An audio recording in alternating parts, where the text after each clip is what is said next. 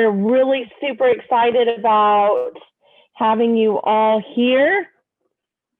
And we're going to get, while I kind of get the rest of the groups moved over that are coming in late, Tanya, do you want to go ahead, ma'am, and pull up your PowerPoint? Yes. Can you hear me, Micah? Yes, ma'am. Perfect. Loud and clear. Okay, awesome. Let me see about sharing my screen. Let's see. Where is that? I'm not seeing a share my screen button. Oh, no. Oh, there it is. There it is. Okay. Okay, good. Just panicked for a minute. I'm trying to make sure we didn't lose anybody that was going over to a different room.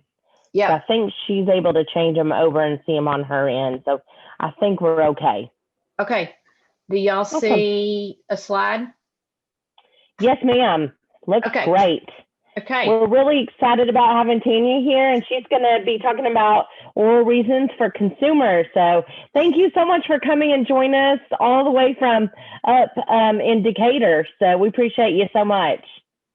Well, thanks for the invite, and I want to get a feel for our room, Micah. I'd like to know, and I don't know if on this, I've been in Teams all this time and now working on Zoom, and everybody tells me I'm going to love Zoom better. But I would like y'all to maybe type in the chat if you can, or if you don't mind them opening up their mic to let me know how many years they've been in the project. I believe 6.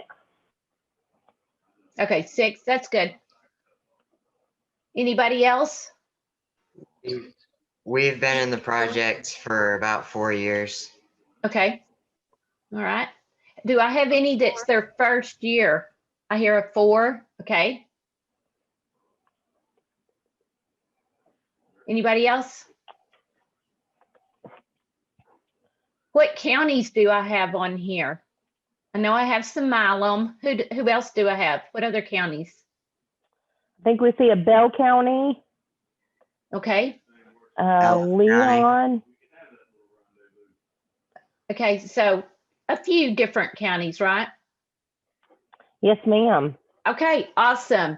I kind of wanted to get a feel because for what experience y'all had, because I don't know. And of course, you all from Milam, I know that Micah does a tremendous job with you guys anyway, preparing you to say oral reasons. Maybe you'll get a few tips extra from me. We'll see. And maybe y'all can share some great information with me as well. But I'm glad to share a little bit. And we're going to not only be talking about presenting oral reasons, I have a little bit on preparation of oral reasons, preparation of those reasons as well. Attitudes about oral reasons are a big deal here in Wise County. Some of our folks just despise them, they hate them, and then we have quite a large group that just love oral reasons and presenting those oral reasons. So I hope you at least don't mind them, but if you do, if you're in the hater group, hopefully the basic tips I give you today might help you to overcome that fear. So, because it's just about getting yourself organized and ready to gather your information in order to present those reasons. So let's go ahead and get started with the next slide. So why do we have to do oral reasons? Well, it's your opportunity to convince the judges that your placing is correct for whatever class you're judging. You're able to defend your opinion against the official placing of the class. I know that I've told my 4-Hers, I have them be real basic at first. And then if they want to start with the flowery words and everything, that's fine. But I want them to be very basic. I want them just presenting facts. I don't want them to go off on a tangent and say, due to this fact. I want them to be very basic with their reasons for a couple of years at least, unless it's somebody that just has the gift of gab and can organize their reasons appropriately. But I know that when I have my 4-Hers present their reasons, just the factual information, they may they may make a really bad score on a class. They may make maybe a 25. I think I had a 4-H'er in the last couple of years score a 25 on a class, and they were able to just present the facts and I think scored in the 40s for their reasons score. So that's where you want to go. That's your goal, is to just be factual and get yourself organized. And we're going to talk a little bit about how to do that. Okay. So here is my steps. Here's the steps that most any coach is going to tell you is go get your note-taking format first. And I'm going to present several formats here, and some of the 3 formats I present may not even be the formats you use right now. You may have come from I have kids coming from a livestock judging coach that their format is totally different from mine. And sometimes they switch over to my format and sometimes they keep their own format, and that is just fine. But we want it to be quick for you, because how many minutes do we have when we get into that lesson? Probably only about 7, maybe max 8 minutes at some contest to gather that information. No matter what kind of format you use, no matter if you use the format Micah likes best or the format I like best, you always, I know we're going to agree on this, you always want to include the class name, the placing. Never ever forget to write that placing down on that note-taking sheet, because you may think you're going to remember it, and hopefully you may, because it's all about visualizing the class as well. But just in case, you write down that placing, and you write down the placing from your Scantron, because occasionally, has anybody ever mismarked a class? So you want to write the placing down that you wrote on that, or you marked on that Scantron. You don't want to have a different placing from from what you write on Scantron. The ID of the items, in that I mean the identification of the item. So like I've got a outdoor equipment class here that I'm looking at, and I want my 4-H'ers, when they're taking their notes, I don't want them to just write down product number 1, number 2, number 3, number 4. I want you to write down a shortened version of the product name, because especially for you, those of you who are sounding like several of you are either seniors or you'll soon be a senior level 4-H'er, you need to be talking product names in your reasons. And so there's a Kelty Discovery 4. Well, that 4 probably means it's a 4-man tent. And so you probably need to write down Kelty 4 as product number 1 name. Product number 2, the Coleman Tent 6. I would write all of these have how many person tent it is. So I would go ahead and write that down as well. So you're going to want to write that down. So that's what I mean about the identification of the items. And then the other important information for each item, and that's where we're going to get into that criteria that you want to include. So here is one example note-taking format, and this may be the one Micah shared with me many years ago. I can't really remember. Yes, ma'am. Yes. I was like, wow, that looks familiar. I think so. And so I'm going to share the one I use with my kiddos, and I use this one some, but I also start them on another one, and I'll tell you why. And it's the last one I'm going to look at. But this is a great note-taking sheet. And Micah, I would love for you to chime in here. The only issue I see with this note-taking format is if they do not get to go into the contest with this pre-printed template. I've watched my third graders and 4th graders, and I don't know that we have anybody on the call, or even a mom or anybody on the call that's coaching a 3rd or 4th grader, but I find that those 3rd or 4th graders are marking those lines forever. So it takes them a good 3 to 4 minutes to get their chart set up. And if they don't get to go in with that pre-printed format. In our district, District 3, we don't, the committee only allows blank sheets of paper. as note-taking sheets. And so that limits us. We have to be pretty simple and pretty basic. Micah, do y'all allow the pre-printed templates? No, ma'am. I actually use this one pretty much the first two practices, and just kind of showing them how to take notes. And then after that, it's kind of like I wing them off this note page. Exactly. So that's kind of a start. And I'm like you, I've seen them even at San Antonio bring this actual sheet up there, and they're like, no, blank pages. But yeah, it's just to kind of teach. But yeah, it's a good one to start with.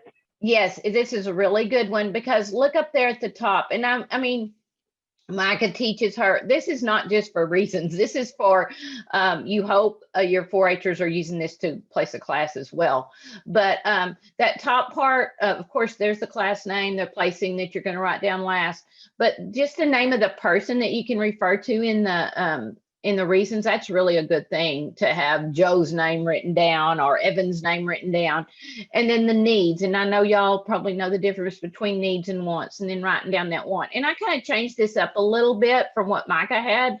And she probably has hers do the same thing.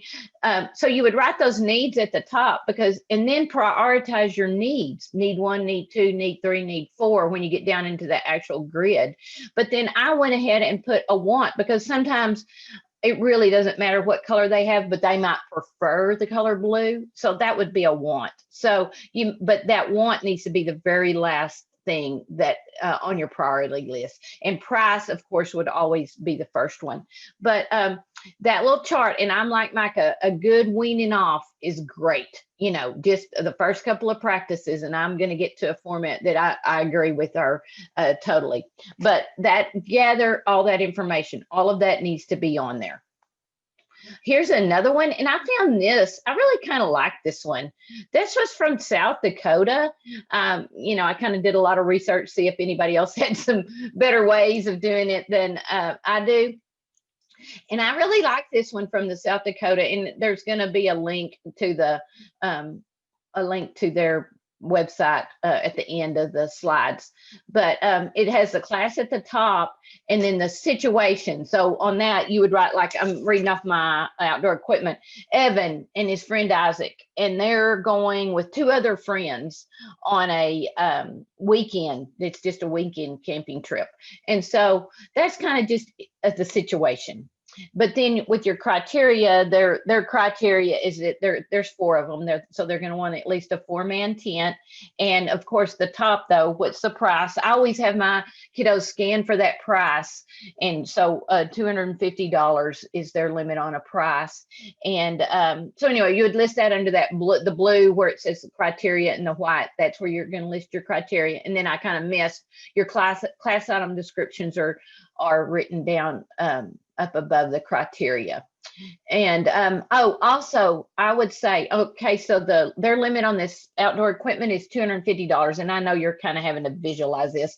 I should have went in and put a little bit, typed in a little bit, and I did not. So sorry about that. So just visualize. That's what we want to teach y'all to do anyways, visualize.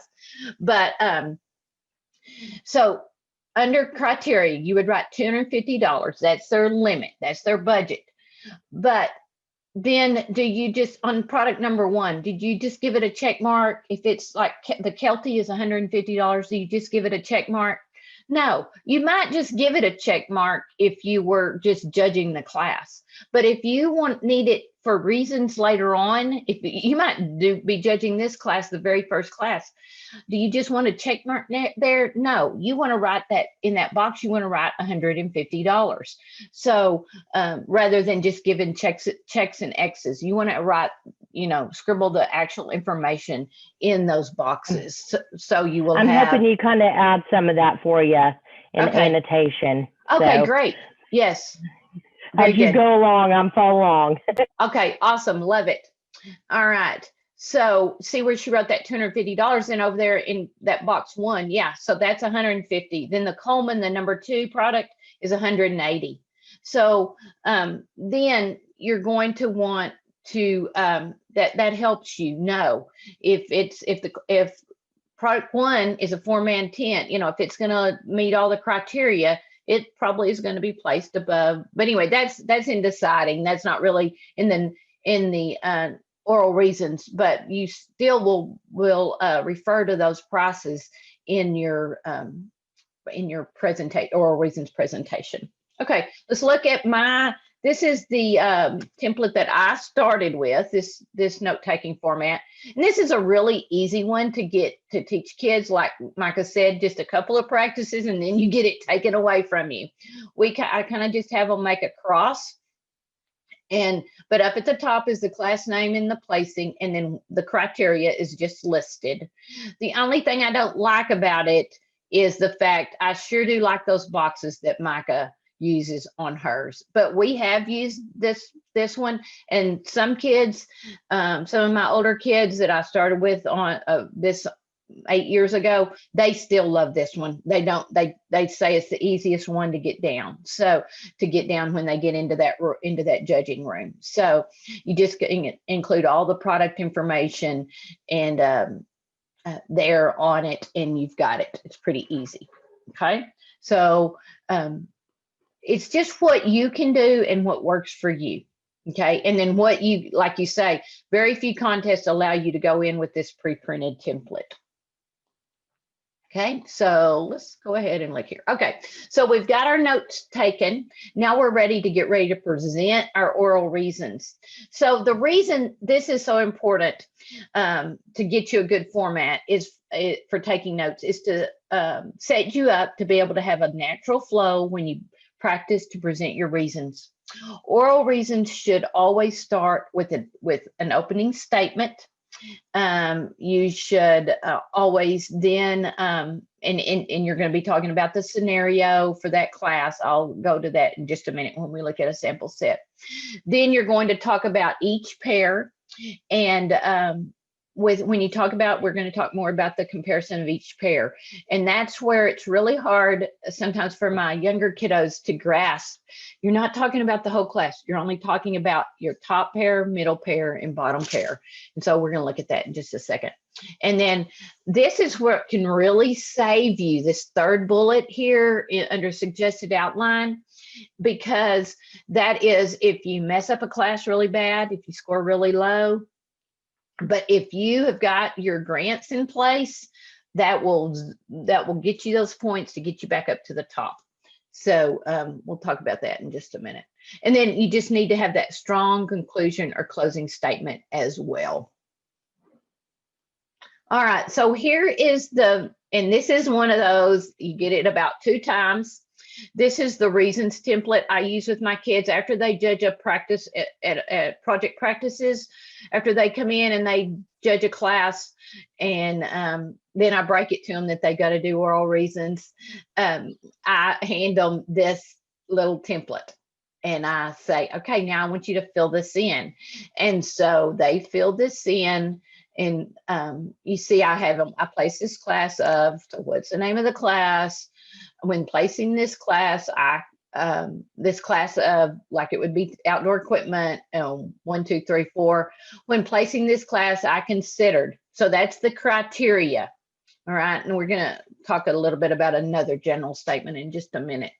And then it helps them break up the top pair, the middle pair, and the bottom pair. And you'll see where I have an option for a grant every pair. There's not, please know, I don't know how much of a veteran or tenured you are at saying your reasons. Sometimes kiddos love to try to grant everything. No, a grant is just optional. And if there's no grant there, you just move on. It's about giving the facts. And then you have that, you tell why the last place item is placed last, and then do your conclusion.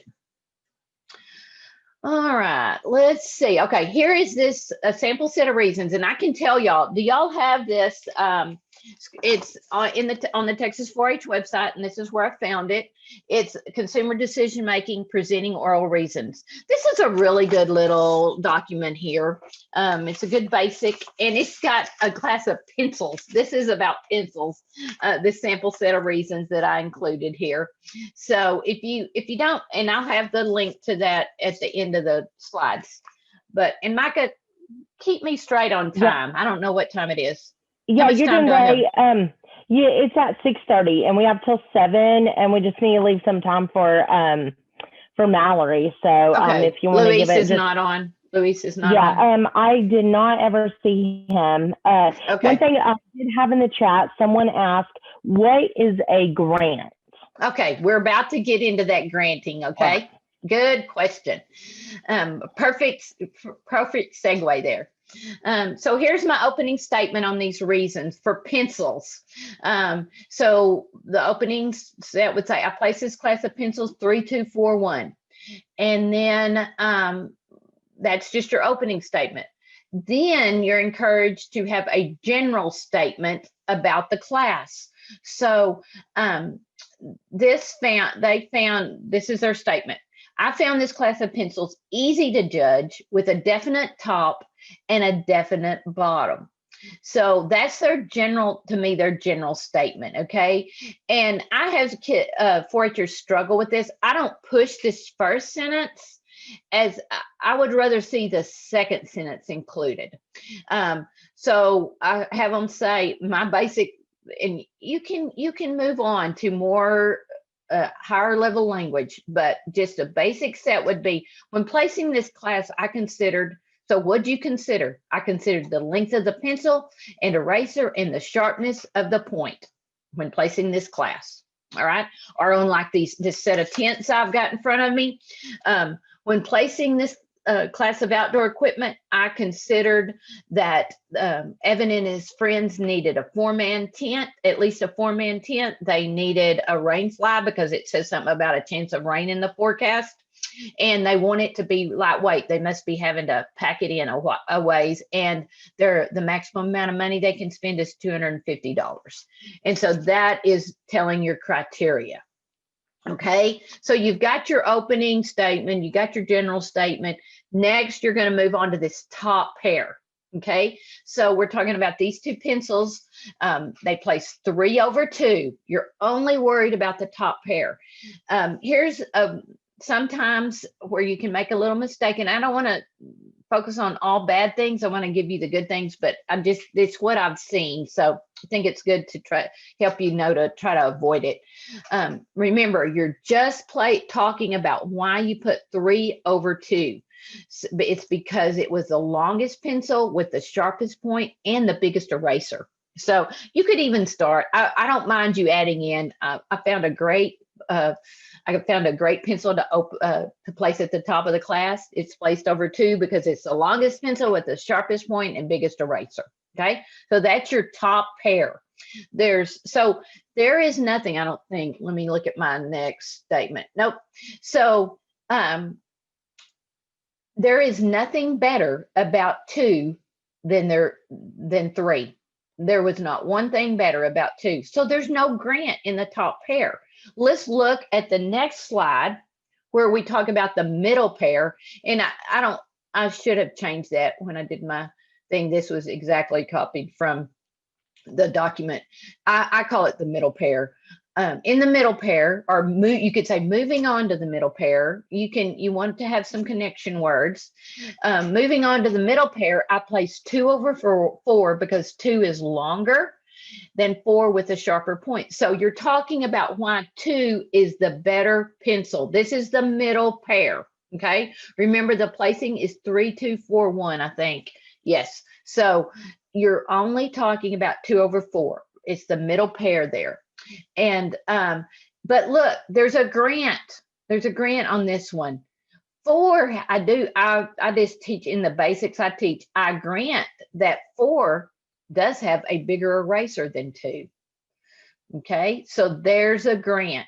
There was something better about 4 than 2, even though 2 was placed over 4 in that middle pair.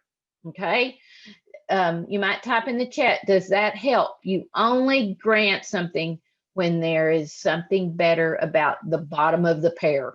Okay, in my opinion, I've heard my kids say it every way in the world, but for me, because I didn't say this, when you go into that reasons room, you are wanting to give the judges a picture. You're wanting to build a picture for them of this class. You want to have the class visualized, and before you leave there, you want to have provided a picture for and I mean, you're not going to have a literal picture. Your descriptions and your concise statements are going to be so good that those judges can picture and visualize that class of pencils, and that 4 did have a bigger eraser than 2. Okay, and that's a grant. All right, then we move on to the bottom pair, which is the 3rd pair of the class. I placed 4 over 1 because 4 is longer than 1 with a bigger eraser.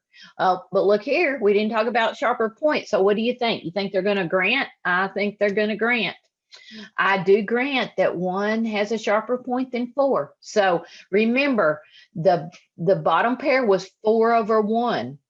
And so you only would admit or grant that 1 is, there's something better about 1 than 4, and it was because it had a sharper point.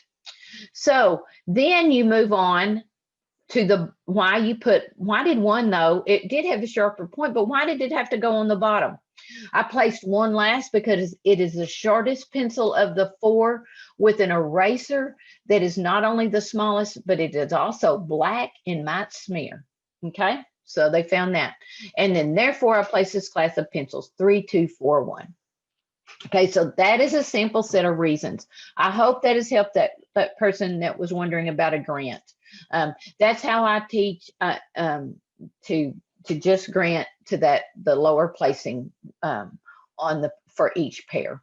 Okay, so let's look at a few more rules here to follow. So you only have 2 minutes to give your reasons. You always are going to want to visualize the class. You don't want to use your notes. Now, I do have kiddos. I have my younger ones that they are so stinking scared that I think they might faint if they didn't get to go in with notes.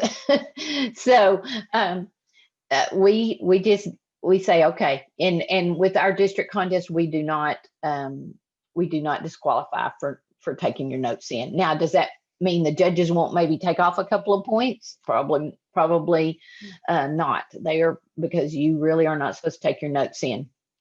But whenever I can, I try to teach them to visualize the class.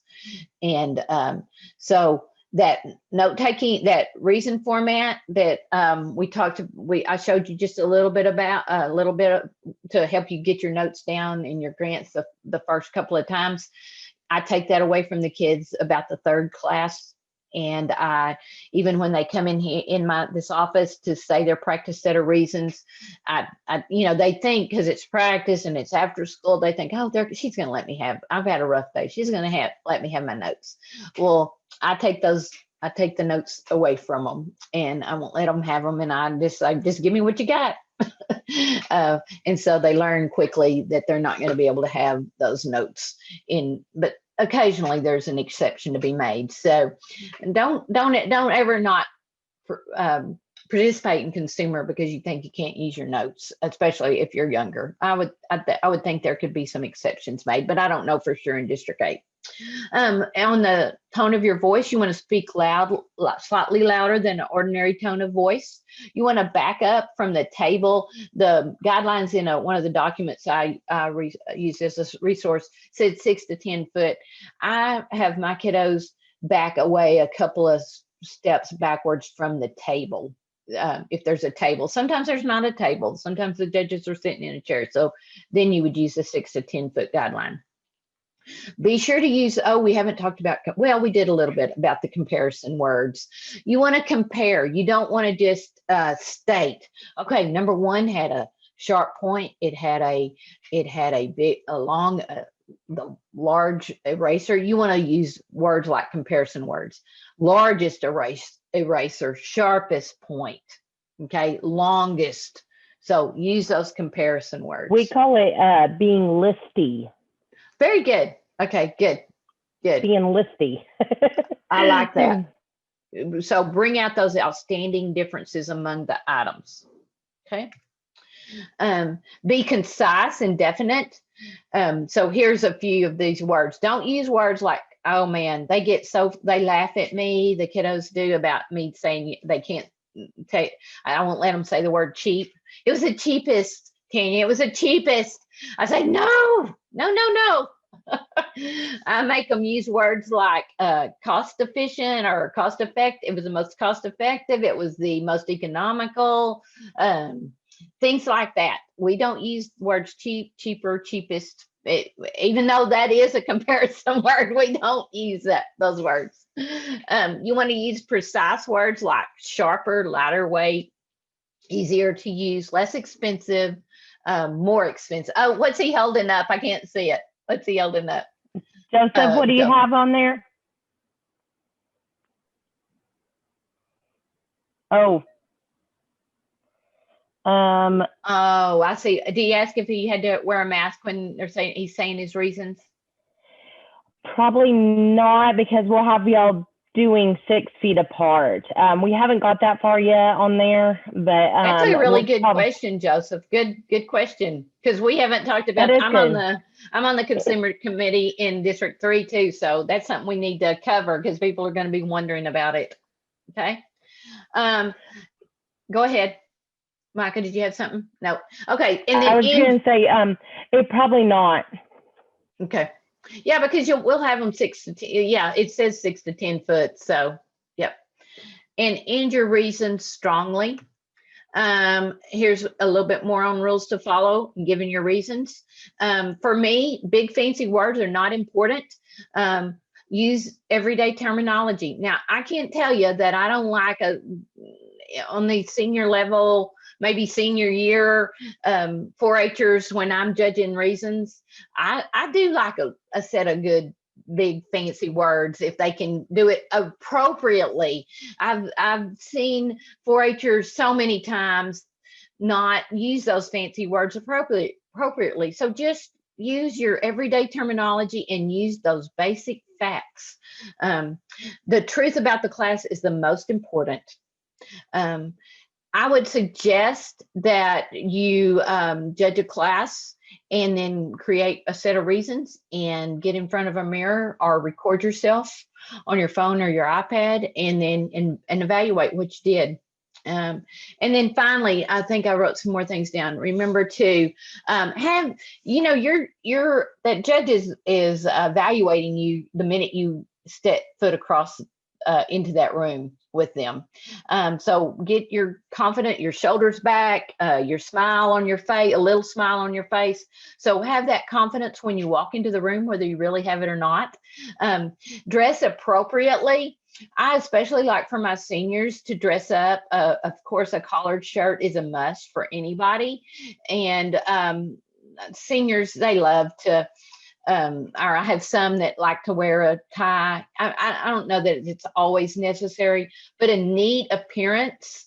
I would say a collared shirt always would, because you're presenting, you're a professional, you're doing a professional thing in presenting oral reasons. So not if you're just judging but when you're presenting oral reasons, I would say be sure to think about your attire that you're wearing and look neat, have your no caps, have a collared shirt, at least a tie would be good too. As we get into some of those higher level contests, the boys even wear their suits and jacket, and that's great too. I don't know what Micah's opinion is of shaking hands. I don't really care when I'm judging. I'm just going to tell you, but I'm probably not the person, that's probably not everybody's opinion. If you want to shake their hands, go ahead, but I would wait until after my set of reasons. Okay, some of you just and probably definitely not this year. Yes, yeah, don't be shaking hands this year. I'm so, yeah. A greeting would be good. I like kids to greet me, say good afternoon. I would like you to thank me for listening. After you finish, say thank you. Yeah, if you're not, of course, yeah, we're not going to be shaking hands this year. So just a greeting and a thanks at the end are very appropriate for me. And even before, I didn't need a handshake, but it's okay. I certainly did not deduct points for anyone shaking my hand. That was not a deal breaker. I agree. So I've got visualize the class, don't memorize your reasons. And I'm terrible because I love to memorize what I'm saying. I get nervous in front of the camera or in front of a group. And a lot of times I catch myself memorizing things. So, but visualize the minute you go walk up to that class is start visualizing, start looking at the color of the item, whether it's one of the criteria you're looking at or not. But start thinking, okay, item number 1 is green. It's, it's what was the item name? Start visualizing that class is best. The items in that class as best you can. If you're a junior, start basic and just include the actual facts. I can't say that enough. Let's see. Okay, I think I've already said this. Sometimes a 4-H'er gets into their reasons preparation and realizes they placed the class wrong.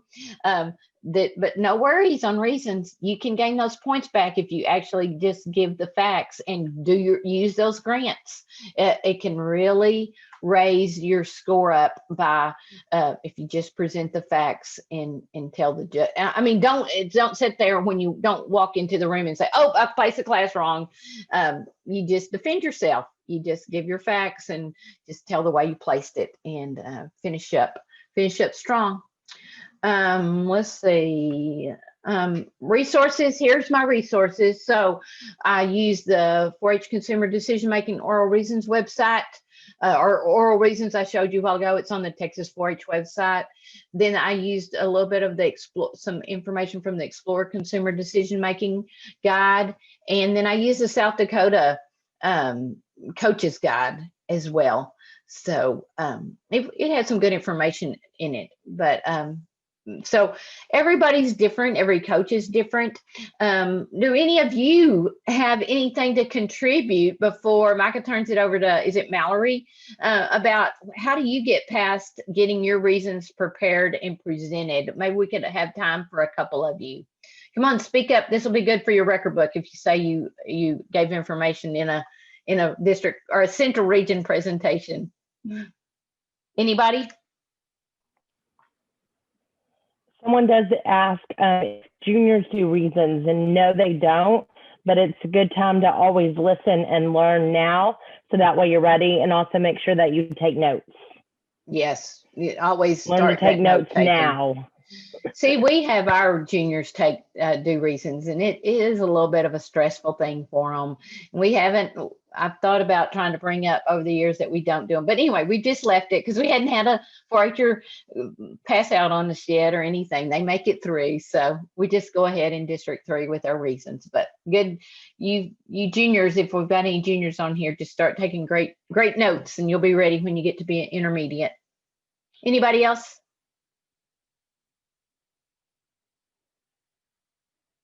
Okay, Micah, I guess that'll about wrap it up for me. Don't hesitate to reach out, okay, if you ever have any questions, any of you. And we may have some more questions after Mallory. So, or do you need to get going?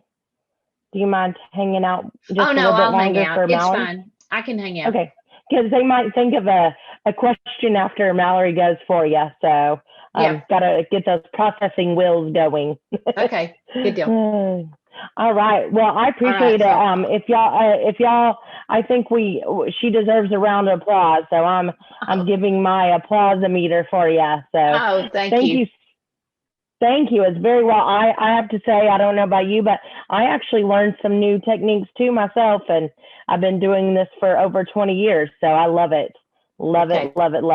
Great. Well, yes. Anything else you want to add? I think we'll go ahead and go to Miss Mallory. Mallory, you ready, babe? There she is. I'm going to spotlight you so that way everybody can see you. So this is Mallory McDaniel.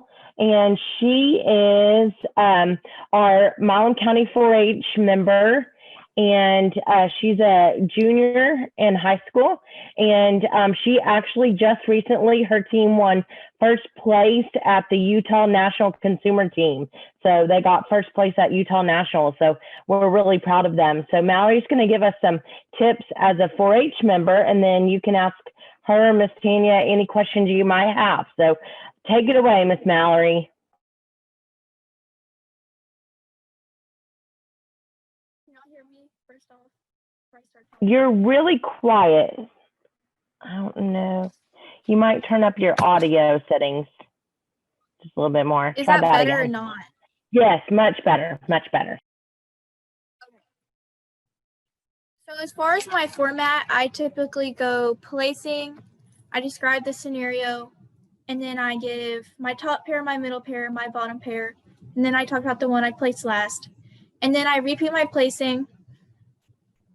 So some people like to add what they thought about the class, but I've been told that sounds a little more intermediate, so I personally don't, but I know some people like to do it, and if you can make it work, it sounds good.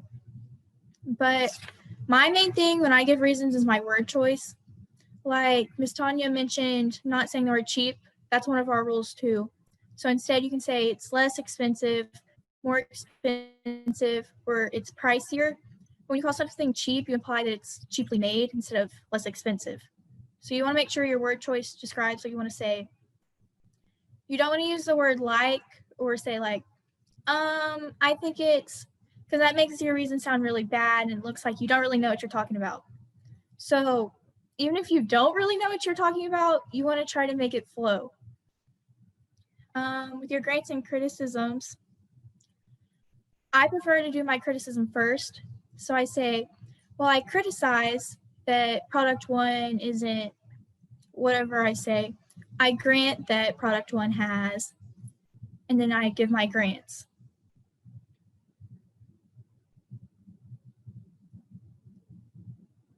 And on your top pair, your first product, you never want to say anything bad about it. You want to say everything good.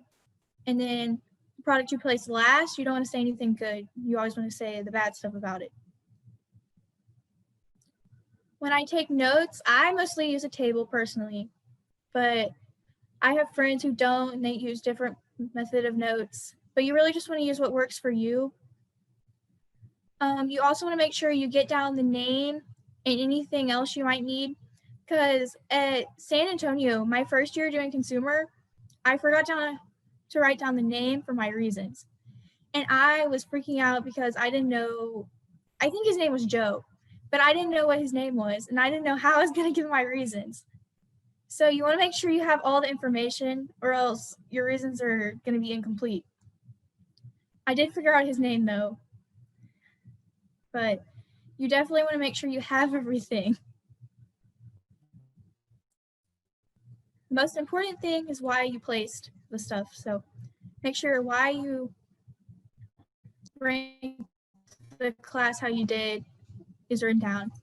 And also Miss Tanya did mention, don't change how you ranked it, because yes, there is sometimes you realize that you ranked it wrong.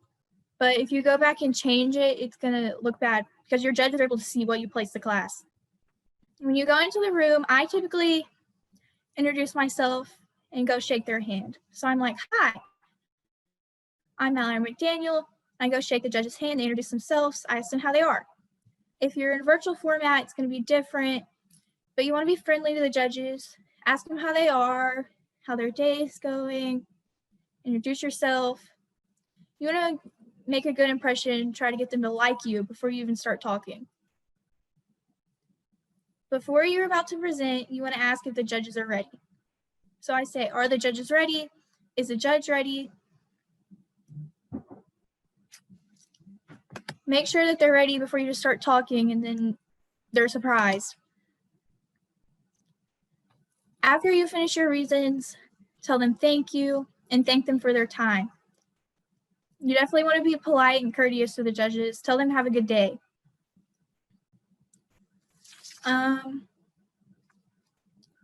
That's all I have to say. If anybody has any questions, go ahead and ask me. or Mike and Tanya can also answer them. I know they're probably experts. Sounds like you're an expert, Mallory. I think you're the expert tonight. Awesome. First place. That's great. Did. They were pretty excited. And also, Mallory, real quick, you want to tell them what's a little bit different at National Consumer, the group think portion? Just briefly go over that so that way they kind of learn what that's all about. I'm putting you on the spot because we didn't talk about that. Sorry. At the National Consumer Competition, your team has participated in a group think. So you have about 10 minutes, correct? 10 minutes. Yes, ma'am. So they present you a scenario and you have to come up with options, rank them, and then you give a presentation over how you rank the options and why you rank them that way. So they watch the whole thing from you judging to the class to you giving the presentation.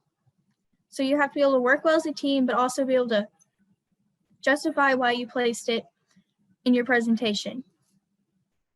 So you really want to try to work with your teammates. You don't really want to argue with them. Basically, you want to look smarter than you are. And then with your presentation, it's kind of like a reason, but it's not really like a reason. Because you also have to give alternative options. So you come up with the options, but then you have to give other options. So it's really different, but if you make it to the national level, you'll learn how to do it. I'm sure your coach will give you more information. Thank you, Mallory. Anybody have any questions for our guest speakers today? They did awesome. Let's give her a round of applause. Yay, great job. Woo woo. Any more questions before we wrap up? We got 5 more minutes. Tanya, did you have anything else you wanted to add, ma'am? No, I don't think so. I think just like you say, Mallory, you want to flow, you want to be so organized in your mind. And anyway, it's just really important to be organized and get that note-taking format, the note-taking format down that works for you. I think is really, really, really important, and it can help you make some extra points. You're able to present yourself just a little bit better when you're organizing that note-taking format.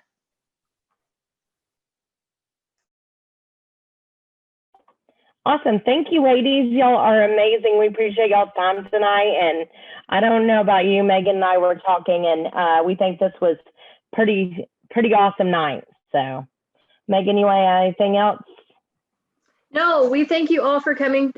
Before we jump off, this is the time to ask your questions. You have the experts sitting here in front of you.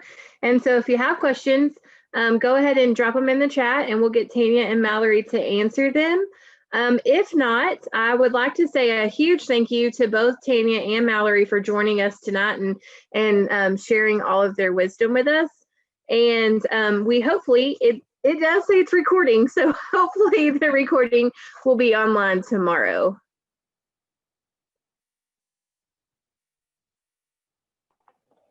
Awesome. All right, I think that's it. Thank y'all so much. I appreciate it. Take care, everybody. Thank you. Thank you. All right, Megan, I think we're